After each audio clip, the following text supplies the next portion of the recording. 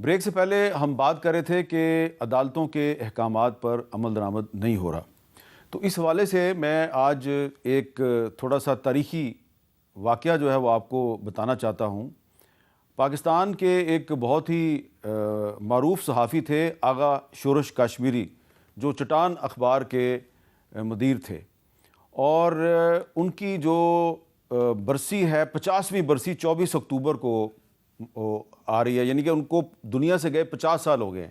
لیکن میں ان کا ذکر آج اس لیے کر رہا ہوں کہ جنرل ایوب خان کی جو دور آمریت میں جب ان کو ایک اداریہ لکھنے کی وجہ سے گرفتار کیا گیا اور ایک تقریر بھی انہوں نے کی تھی، اس کی وجہ سے گرفتار کیا گیا، تو اس وقت کی جو عدالتیں ہیں انہوں نے ان کو رہا کرنے کا حکم دیا، تو عمل درآمد نہیں ہوا، تو پھر وہ انہوں نے کسی طریقے سے اپنی اپلیکیشن سپریم کورٹ کو بھیج دی، تو سپریم کورٹ نے بھی ان کو رہا کرنے کا حکم دیا، تو وہ جو جج صاحبان تھے ان کو تبدیل کر دیا گیا، تو پھر جو چیف جسٹس آف پاکستان تھے ان کے حکم پر ان کو رہا کر دیا گیا، تو ان کو انصاف مل گیا۔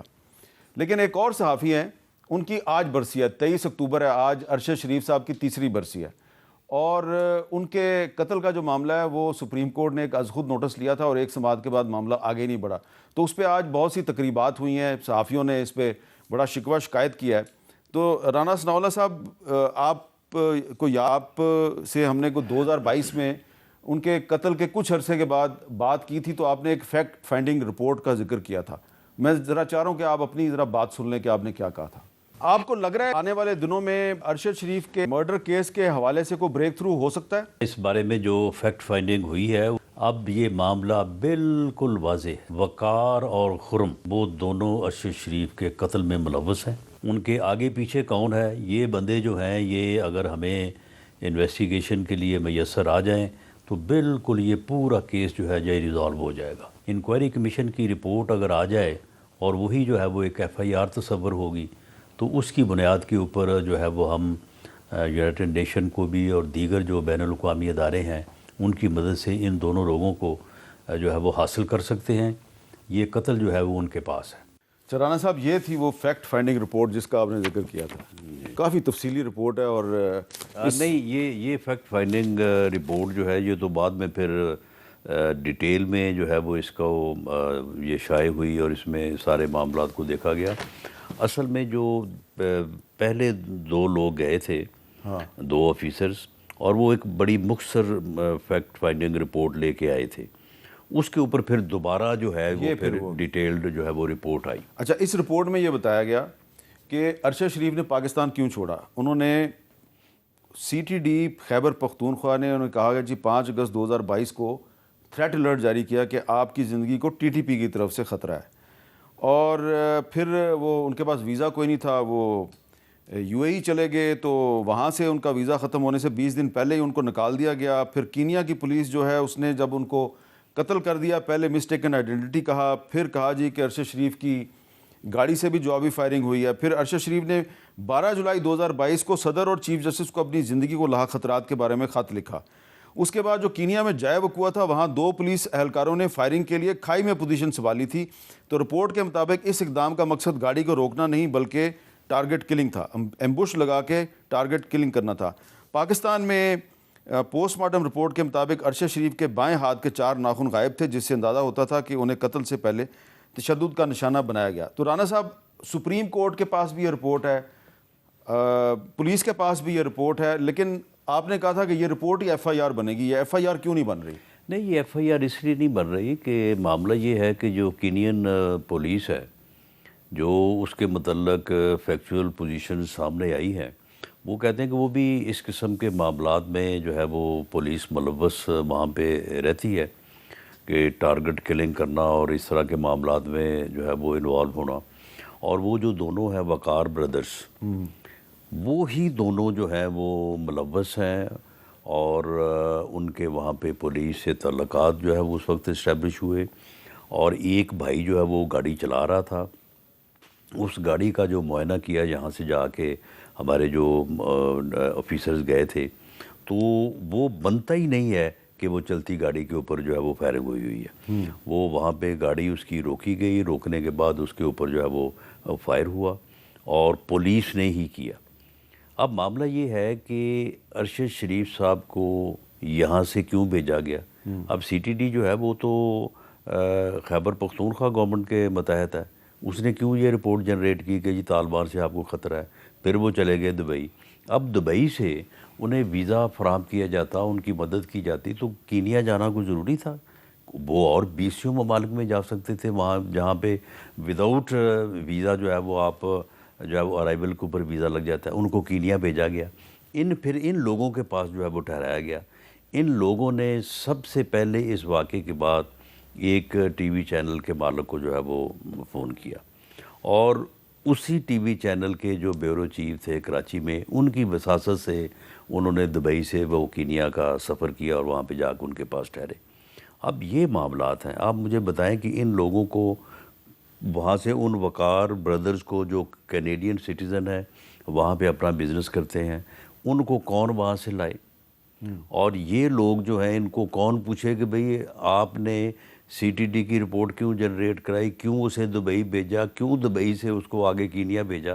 تو یہ چیزیں جو نہیں، تو یہ کام تو اس وقت حکومت بھی کر سکتی ہے نا، نہیں، جوڈیشل حکومت کمیشن بنا دے. دیکھیں معاملہ یہ ہے کہ جو ارشد شریف مرحوم کی شہید کی جو فیملی ہے، ان کو انہوں نے اس طرح سے جو ہے وہ ان کو غلط فہمی کا شکار کیا کہ وہ بجائے اس کے کہ وہ ان لوگوں کے خلاف جن کی وجہ سے اس کو دھکیلا گیا وہاں کینیا میں، وہ جو ہے وہ اس تو یہ جو آپ باتیں بتا رہے ہیں نا، اگر جو ہے وہ سارے بیانات فیڈرل گورنمنٹ کا اختیار ہے کہ وہ ایک جوڈیشل کمیشن بنا سکتی ہے، وہ جوڈیشل کمیشن فیصلہ کر دے گا. جو باتیں آپ ساری بتا رہے ہیں وہ صحیح ہیں غلط ہیں، جوڈیشل کمیشن میں سارے فیکٹس آ جائیں گے، یہ فیکٹ فائنڈنگ رپورٹ بھی آ جائے گی. تو جوڈیشل کمیشن تو فیڈرل گورنمنٹ نے بنانا ہے، تو وہ کیوں نہیں بناتی؟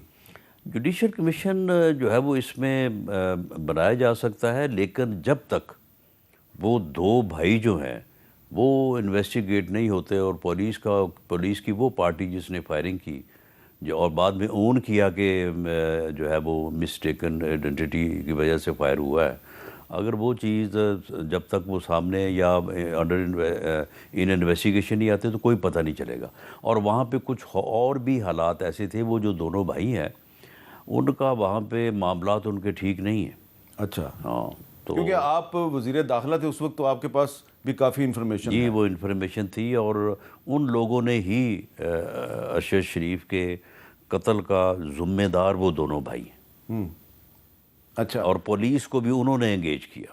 اچھا عمیر نیائی صاحب، بینگ اے لائر، قانونی ماہر کے طور پہ آپ کیا سمجھتے ہیں کہ یہ کیس اب ریزالو ہو سکتا ہے یا اس کو بھی بند کر دیں؟ پاکستان میں 155 صحافی جو ہیں وہ پچھلے 25 سال میں مارے گئے ہیں، کسی کا کوئی پتہ نہیں چلا اس کو کس نے قتل کیا. میر صاحب یہ بہت ہی جو ہے نا مطلب مشکل نہیں مگر بیسیکلی جو ہے نا پیچیدہ بھی نہیں، مطلب جو ہے نا ہمارے لیے ایک بڑا سیڈ سا سوال ہے. بنیادی طور پہ دیکھیں ارشد شریف کا قوم کا بیٹا ہے، اور اس بحیثیت قوم اس کا ہمارے پہ قرض ہے.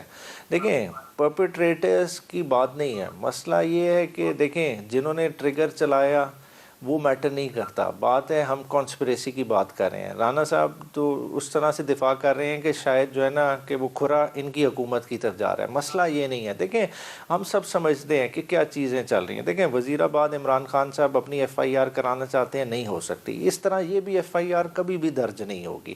اگر نہیں، ایک ایف آئی آر درج ہوئی ہوئی ہے، ایک ایف آئی آر درج ہوئی ہے، لیکن وہ کسی پولیس والے کی رپورٹ پہ درج ہوئی ہے، اور اس میں جو اصل ملزمان ہیں ان کے نام نہیں ہیں. بالکل عمران خان کی بھی اسی طرح کی ایف آئی آر درج ہوئی نا.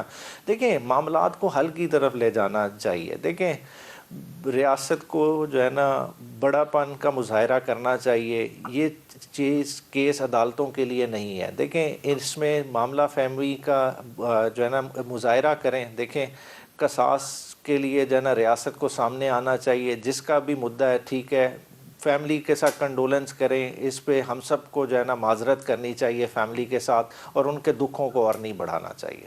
اچھا رانا صاحب، لیکن کچھ ان کی فیملی کو ہم نے باضابطہ طور پہ ریکویسٹ کی کہ ہم افسوس کے لیے آنا چاہتے ہیں.